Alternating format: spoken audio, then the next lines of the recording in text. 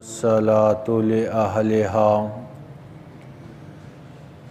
اما بعد فاعوذ باللہ من الشیطان الرجیم بسم اللہ الرحمن الرحیم وَإِذِ اسْتَسْقَىٰ مُوسَىٰ لِقَوْمِهِ فَقُلْنَا اضْرِب بِّعَصَاكَ الْحَجَرَ فَانْفَجَرَتْ مِنْهُ اثْنَتَا عَشْرَةَ عَيْنًا قَدْ عَلِمَ كُلُّ أُنَاسٍ مَّشْرَبَهُمْ كُلُوا وَاشْرَبُوا مِن رِّزْقِ اللَّهِ وَلَا تَعْثَوْا فِي الْأَرْضِ مُفْسِدِينَ۔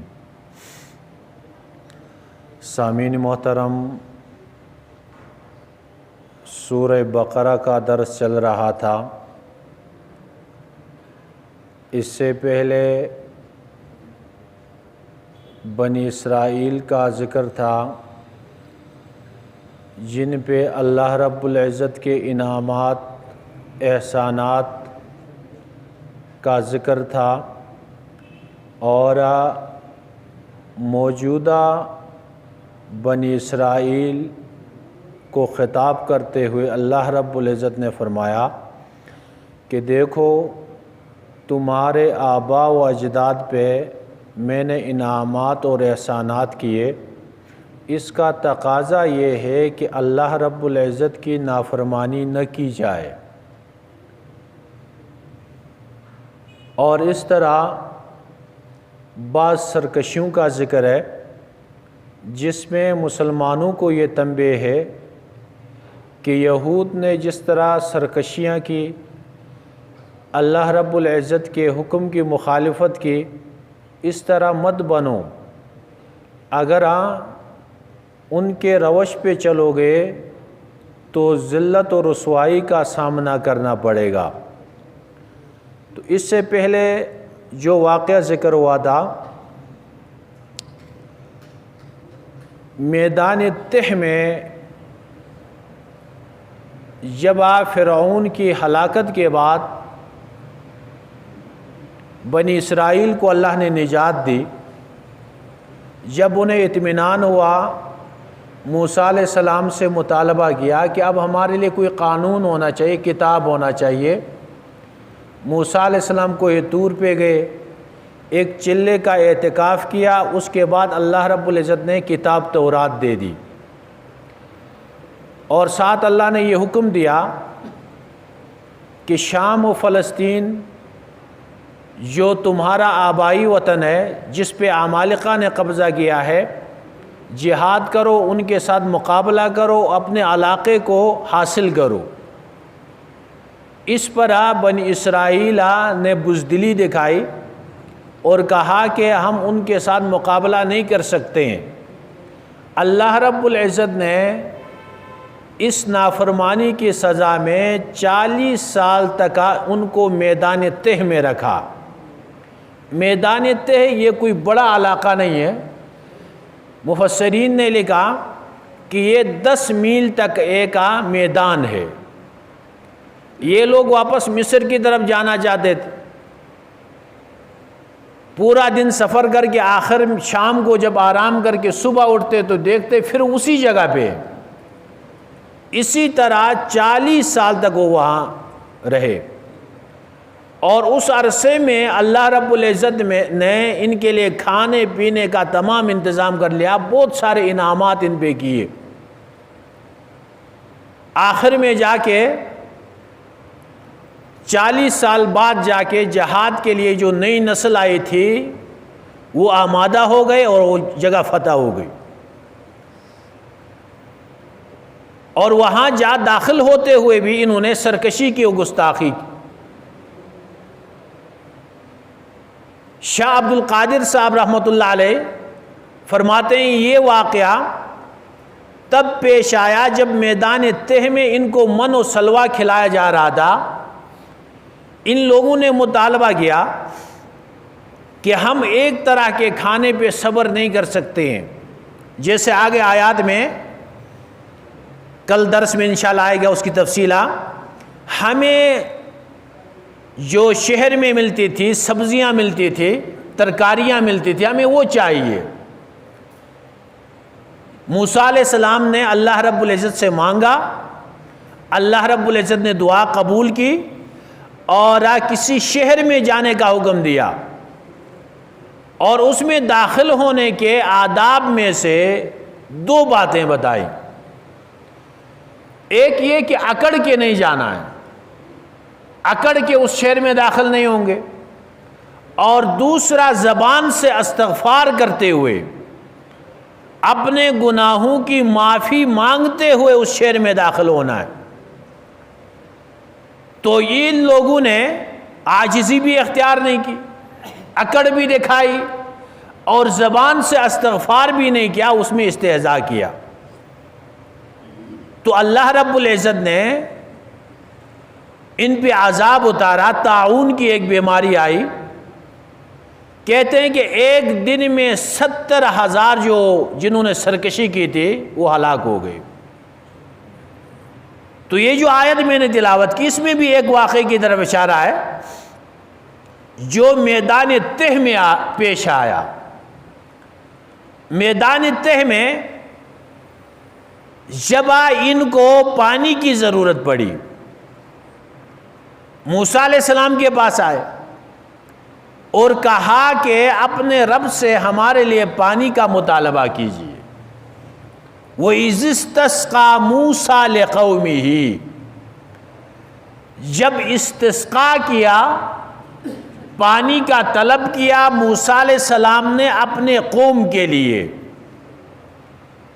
بارشیں جب نہ ہو اس وقت استسقاء کی نماز پڑھی جاتی۔ استسقاء کا معنی ہے طلب آب، پانی طلب کرنا، اور اس کے 3 طریقے ہیں۔ ایک طریقہ یہ ہے کہ نماز کے بعد، عام نماز کے بعد اجتماعی دعا مانگی جائے، یہ بھی آپ صلی اللہ علیہ وسلم سے ثابت ہے۔ اور دوسرا یہ ہے کہ عیدگاہ یا کسی بڑے میدان میں جا کر 2 رکعت نماز نفل ادا کرنے کے بعد اجتماعی دعا مانگی جائے۔ تیسرا یہ ہے کہ خطیب منبر پہ چڑھ کے وہاں سے دعا مانگے، جیسے کہ آپ صلی اللہ علیہ وسلم خطبہ دے رہے ہیں جمعے کا، کسی شخص نے آ کے کہا کہ حضرت انسان اور مال مویشی سب ہلاک ہو گئے، بارشیں نہیں ہو رہی ہیں۔ تو آپ صلی اللہ علیہ وسلم منبر سے ہاتھ اٹھائے اور دعا مانگی۔ اس لیے امام اعظم ابو حنیفہ رحمۃ اللہ علیہ کے نزدیک استسقاء صرف دعا ہے، نماز اس میں نہیں ہے۔ اور بعض حضرات نے کہا نماز بھی ساتھ پڑھی جائے، لیکن جو بھی صورت اختیار کی جائے، استسقاء کا اصل مقصد ہوتا ہے توبہ استغفار۔ جب مسلمان گناہوں سے توبہ ہو جائیں گے، اللہ کی طرف رجوع کریں گے، تو اس صورت میں اللہ کی رحمت متوجہ ہوگی اور اللہ رب العزت پانی عطا فرمائیں گے۔ تو موسیٰ علیہ السلام کی قوم نے بھی موسیٰ علیہ السلام سے پانی کا مطالبہ کیا، اور موسیٰ علیہ السلام نے اللہ سے مانگا، فَقُلْ نَضْرِبْ بِعَصَاكَ الْحَجَرَ، ہم نے کہا کہ اپنے لاٹھی کے ساتھ پتھر پہ مارو، لاٹھی پتھر پہ مارو، اور موسیٰ علیہ السلام نے مارا، فَانْفَجَرَتْ مِنْهُ اثْنَتَا عَشْرَةَ عَيْنًا،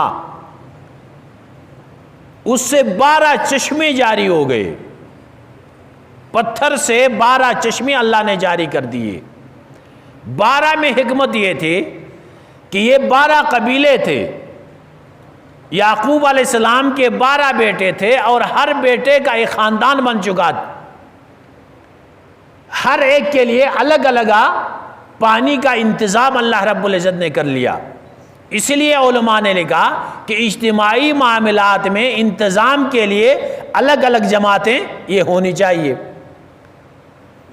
تو اللہ نے یہ پانی انہیں عطا کیا، کتنا بڑا احسان اور انعام ہے۔ یہ موسیٰ علیہ السلام کے معجزات میں سے